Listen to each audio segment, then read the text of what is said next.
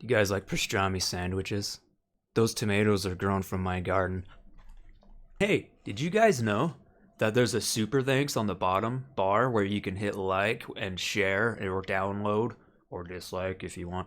You know the bar where you can clip videos? Well, there's a super thanks now. It's a heart that says thanks. I just unlocked it like recently.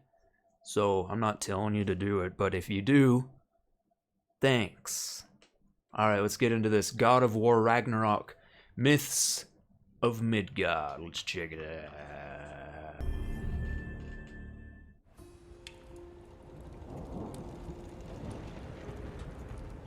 It's quite the storm we're having. Seems Fimbulwinter's here to stay. Who's that lady? It will pass, though. All things do. In the meantime, how about a story while we warm by the fire? Odin's filthy spies. That old man sees more now than he did when he had both eyes. Ah, one of my favorites. It's a story of adventure. A father and son working together to overcome insurmountable odds, setting in motion the greatest war the Nine Realms have ever seen. I'm getting a bit ahead of myself. Yeah, you Let's are. start from the beginning. There once was a god from a far-off land who settled in Midgard, disguised as a man. He started a new life, had a wife and a boy. They were happy together. In peace, they found joy. His wife passed away. Kratos mourned with his son. But where one journey ended, a new had begun. Faye's final request, though it seemed rather bleak, spread my ashes atop the Nine Realms' tallest peak. As they readied remember themselves that. for the long road ahead, a stranger accosted them in their homestead. Baldur sought answers as Odin's hand. Kratos gave none to the Aesir firebrand. I love that fight. They made way for the mountains. Kratos taught the boy skills, keeping godhood a secret but training to kill. Gods were always in danger, this Kratos knew, but secrets, he'd learn, could harm the boy too. They found Mimir in a tree, punishment for his wrongs, so they lopped off his head, and they brought him along. Oh. Mimir held ancient wisdom and knew the lost god of war. He warned, tell the boy, but Kratos ignored. No, now hold on a minute. Is that all that's in there about me? Something to add? Actually, yes, I do. You see, Odin, in all of his dreadfully paranoid wisdom, trapped me in that bloody tree for perceived wrongs. And I led quite the colourful life before even meeting him. It all started when I was just a lad in the service of a great fairy king. Riveting stuff, really. We'll have to get back to that later. No! I like the head guy. I wasn't finished! If Mimir were telling the story, we'd be here all day. Anyways, they met Freya, masquerading as a witch in the woods. A god knows a god. She would aid where she could. She cautioned, you must tell your son he's divine. But Kratos dismissed her. He'd regret this in time. On the road, Baldur's allies, Thor's sons, attacked. Something snapped in Atreus as he tried to fight back. The Aesir lost the battle, but Atreus fell too. Kratos rushed him to Freya. She would know what to do.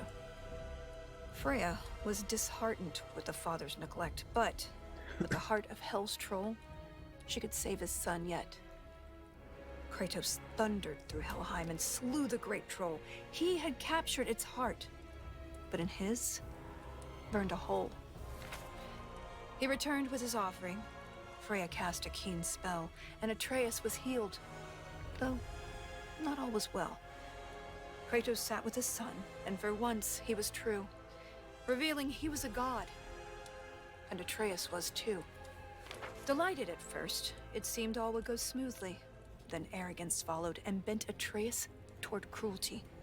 With tensions flared, Baldur preyed on their discord, casting back into Helheim Kratos and his ward. In Helheim, they learned Freya caused Baldur's plight. His mother's ill-conceived curse robbed his life of all light. They emerged from the realm as they neared journey's end. But Baldur He's the appeared son and of the attacked witch, once right? again. Yeah. I think. Atreus and Kratos were ready this time, stronger together with their power combined. Freya intervened on behalf of her son, begging Baldur's forgiveness for all that she'd done. Baldur strangled Yeah. his mother. Kratos lunged with a Oh, snap. yep. Baldur slumped. Freya wailed. And he died in her lap. Something changed in the world. Snow started to fall. The dawn of Fimbulwinter. The dusk of it all. Oh my. Atreus asked, "Is this what it means to be gods? Killing our parents forever at odds?" "No!" Kratos bellowed as he dropped to one knee. "We will be the gods that we choose to be." Finally, together, they reached the Great Peak, finding Jotunheim's temple, the giants' retreat. A prophetic mural showed the life they had led. The boy's mother was giant, they learned as they read. Atreus walked to the cliffside. Kratos eyed the walls slowly. Great game, Beneath the great boy's game. picture, a name was etched. Loki.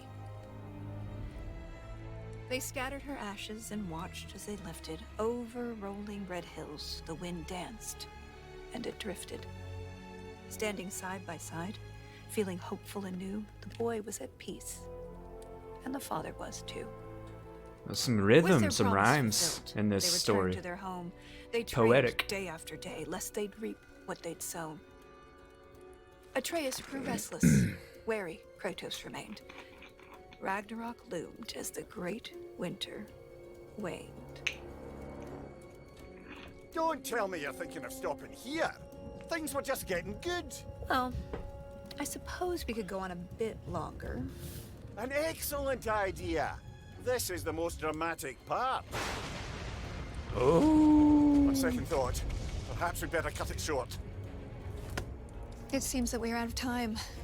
If you want to know how this story ends, I'm afraid you'll have to find out for yourself. Until then. November 9th.